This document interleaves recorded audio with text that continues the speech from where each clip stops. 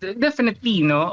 Pupwede hindi natin inaalis yung anggulo na yon. Lalong-lalo na ang mga sumasala ngayon sa witness stand, alam nila that these were people who worked under the OVP, and practically speaking, they are also trying to trying to ascertain kung meron ba talaga silang makukuha o meron ba talagang substantive element yung kanilang mga ipapahayag, o mas lalo ba 'tong magbabaon doon sa kinasasadlakan ngayon ng prosecution, na kung saan pang-labing-walong araw na ngayon, pang-labing-pitong araw, pero I think I am not yet seeing a substantive and decisive victory in any of these days insofar as the prosecution is concerned, ano?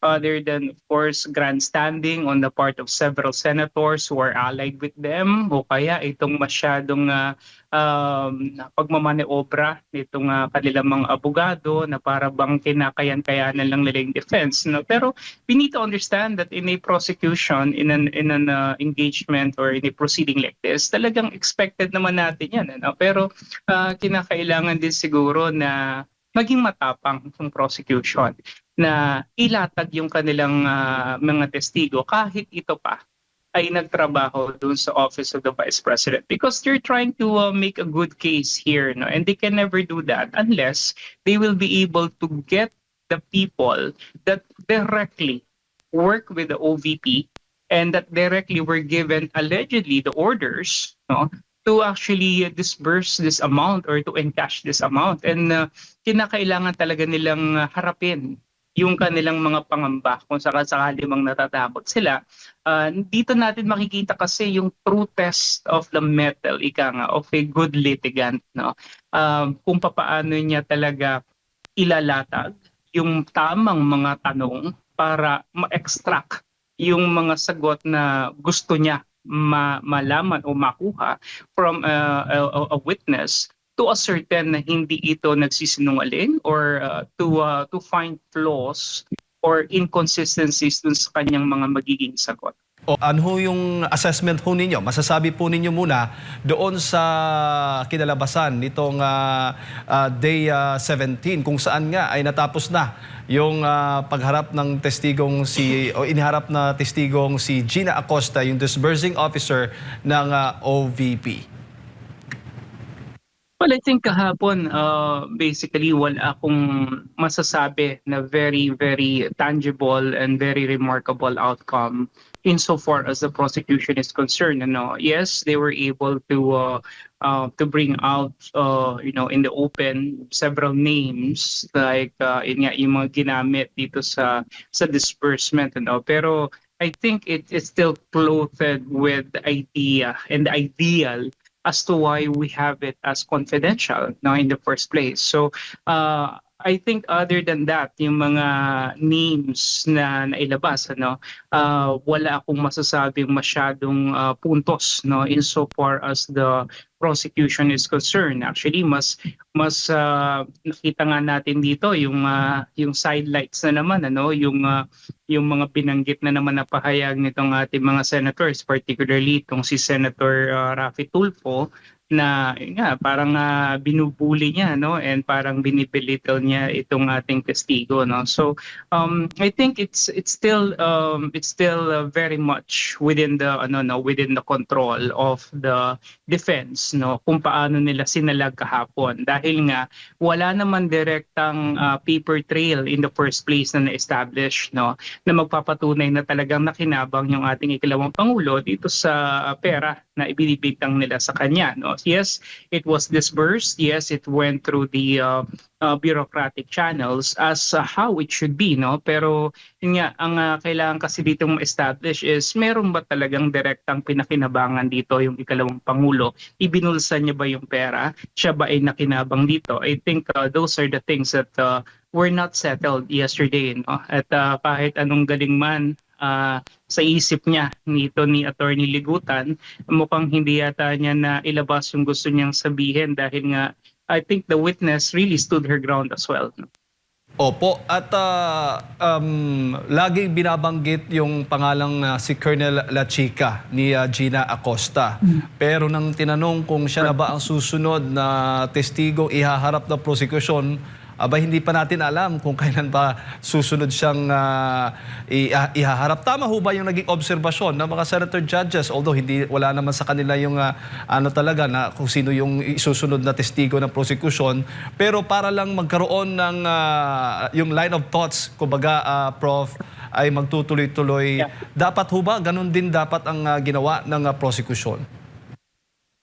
Yes, kasi ang nagbibigay na to talaga, no, at naglabas ng mga listahan from the very beginning, and if there will be some changes and modifications, I think they need to actually be open to that on as a per need basis, no, especially right now, no, na hindi nila masyadong nakuha or na-extract dito kay witness SOD yung gusto nilang malaman dahil nga ibinabato dito kay Colonel Lachica. I think it's really incumbent dito sa prosecution na tawagin na itong si Colonel Lachica kasi para hindi mawala yung tinatawag natin na follow through. Tama yun, yung train of thought, kasi nga it's already been established, and I think maganda na meron tayong follow through doon, para malaman natin talaga, na kung meron ba talagang katotohanan o wala, pero ito pagpapakita lamang na mukhang hindi naging matibay yung sequencing ng mga witnesses na gustong ipatawag ng prosecution, and then may kita natin na medyo hindi nailatag ng maayos at maaari rin naman siguro ang pagpapakita ng kakulangan din ng preparation on their part. Pero I think with what the witness already pointed out yesterday, I think kailangan talaga maipatawag na itong si Colonel Lachica for us to be able to really verify. Oo, at marami ding nagsisilabasang mga spekulasyon. Takot ba yung prosecution na iharap ito sila Chika? Kaya ayaw nilang isunod dito sa magiging nagpapatuloy na impeachment trial? Sa tingin po ninyo, Prof?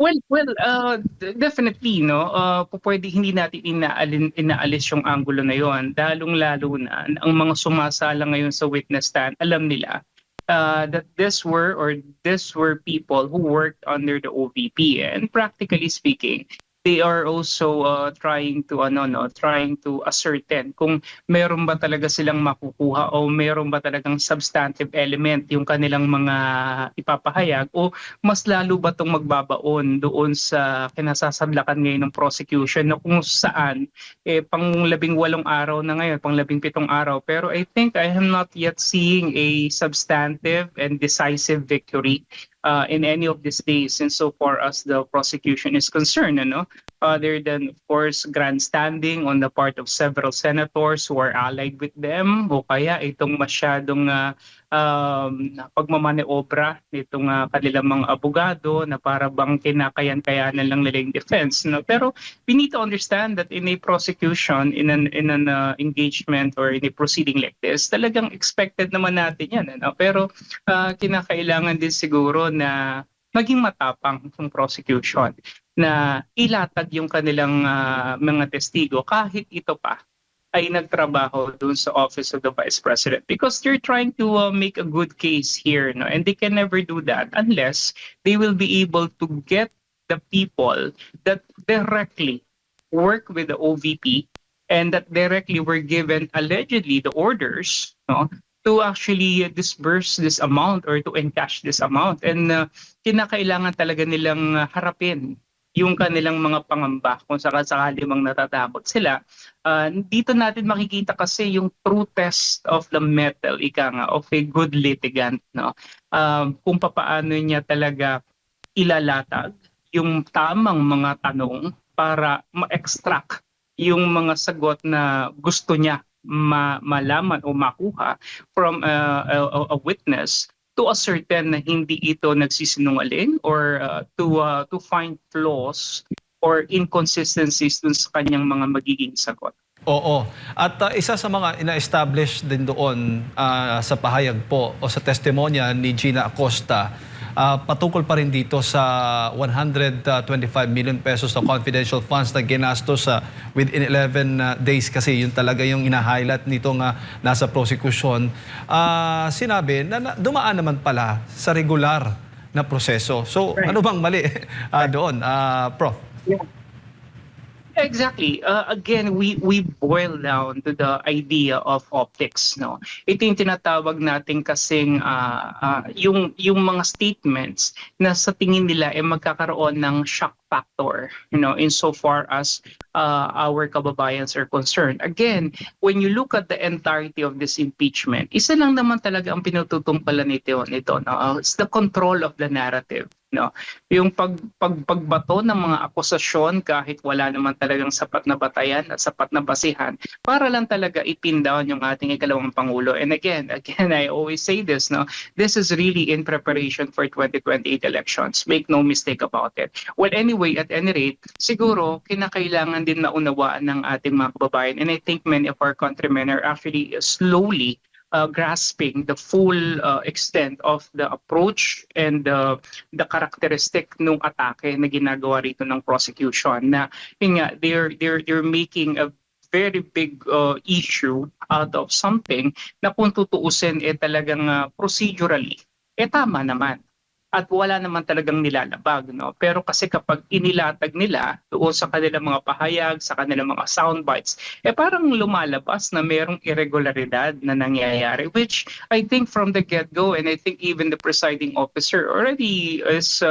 consistent that there's really no irregularity. It's just that yun nga, yung shock factor, no, para bang ginugulat yung publiko na merong ganito. Pero kinakailangan maunawaan din natin mga kababayan na lahat ito po ay kasama doon sa konteksto at konsepto ng isang confidential fund, no? Kasi it will not be a confidential fund if all these elements are not present in the first place. And this is what the prosecution is trying to magnify, telling us na merong hindi tama, na may illegal, may irregular, pero in reality there's none, no? Kaya nga sa totoo lang, this impeachment trial, when you look at the outlying context of this proceeding, para talaga tayong nag-aaksaya ng pera, nagsasayang ng oras, nag-aaksaya ng panahon sa isang paglilitis na kung tutuusin kaya naman talagang unawain, no. Even a very very simple average citizen will be able to understand that this is really not supposed to be taken in a very very complex manner. Pero yun nga, dahil nga kinailangan itong gawin at ito nga pinopondohan na nga ng makinarya ng gobyerno, including this current administration, wala na tayong magagawa because we're already here. And I think in the end naman, malalaman din naman natin ang katotohanan and when the final verdict actually comes up. Opo, at laging binabalik-balik yung mga pangalan, ng mga alias, Prof, nitong lalo na itong mga senator judges pa, doon sa mga katanungan nila dito sa testigo. Pero alam naman natin na talagang normal at hindi naman mismo yung circular na sinasabi, binabanggit doon, ay hindi naman nagsasabi, hindi naman nagbabawal na hindi pwede gumamit ng alias, ganito, ganyan. Pero parang pinapalaki yung issue, Prof, na parang big deal ang paggamit ng pagong, pusa. So, ano bang masasabi mo sa mga ganyan pong mga katanungan ng ating mga senator judges pa? Well, in the first place, I think it demonstrates the stupidity of our judges, no, especially those people who are actually seeing these things. Kasi nga in the first place, talagang na-establish na yun . Alam na natin at alam na dapat nila yun. Pero yun nga, dahil nga sa gusto nilang ipakita at magkaroon ng panggulat sa publiko, no, bakit nandito itong mga pangalan na to, no? Bakit hindi yung mga totoong pangalan? Well, in fact, the idea of confidentiality is to conceal the identity of the people. Otherwise, it will no longer be confidential, and the operations that are in line with this disbursement of funds may be compromised, no? Hindi ko naiintindihan ano po bang mahirap intindihin doon, ano? I think siguro sarado lang talagang isipan ng ating mga senator judges dito, no? And they even resort to grandstanding and even bullying yung ating mga testigos, which I think it's not supposed to be the case. I think Senator Irwin Tulfo and Senator Rapi Tulfo still believes that the Senate is still a continuation or an extension of their radio broadcast. Mukhang hindi pa sila naka-recover, no, doon sa pagiging broadcaster nila. at hindi pa nila naiisip na sila ay senador na ngayon, ano, at mukhang na underwhelm yata sila doon sa kalagayan nila ngayon, ano, which is of course different already from what they used to do. Ang akin, kung talagang gusto nilang mag-resort pa rin doon sa mga ganon na mga atake, those virulous attacks, against people, I think they need to go back to their previous job as broadcasters, at hindi na dito sa Senado nila dadalhin itong mga ganitong antics, because it does not add anything to this proceeding, I would say, and to call the witness as stupid or any of these derogatory remarks, I think is very unbecoming of a senator of the Republic.